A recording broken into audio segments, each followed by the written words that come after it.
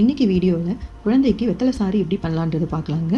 குழந்தைக்கு செரிமான பிரச்சனை, வயிறு உப்பசமாக இருக்குது, சளி, இரும்பல், காய்ச்சல் இந்த மாதிரி டைமில் இந்த வெத்தலை சாறு ரொம்பவே நல்லதுங்க. இதை செய்யறதுக்கு தேவையான பொருள் பார்த்திங்கன்னா 10 ஜீரகம், 1 மிளகு, 5 ஓமம், 1 வெத்தலையை இந்த மாதிரி கிள்ளி வச்சுக்கோங்க. வேணும்னா 1 பூண்டு சேர்த்துக்கலாம். நான் இன்றைக்கி பூண்டு சேர்க்காம தாங்க பண்ணுறேன். பாத்திரத்தை இந்த மாதிரி நல்லா சூடு பண்ணதுக்கப்புறம் மிளகு, ஜீரகம், ஓமம் இதை போட்டு நல்லா வெடிக்க விடுங்க. அந்த வெடிப்பு சவுண்டு வந்ததுக்கப்புறம் 1 கிளாஸ் தண்ணி இதில் சேர்த்துக்கோங்க. தண்ணி சேர்த்ததுக்கப்புறம் இந்த வெத்தலையும் சேர்த்துக்கோங்க. சேர்த்ததுக்கப்புறம் நல்லா ஸ்லோவில் வச்சுக்கோங்க. கொஞ்ச நேரம் கழித்து நல்லா கொதி வரணுங்க. அந்த தண்ணியும் நல்லா சுண்டி இருக்கணும். இந்த மாதிரி தண்ணியும் நல்லா சுண்டி வெத்தலையோட நிறம் மாறி இருக்கணுங்க. இந்த டைமில் கேஸை ஆஃப் பண்ணிவிட்டு இதை வடிகட்டி எடுத்து வச்சுக்கோங்க. குழந்தைக்கு தலைக்கு ஊற்றினதுக்கப்புறம் ஒரு பாலாடையிலையோ இல்லை ஃபில்லர்லேயோ நீங்கள் கொடுக்கலாம்.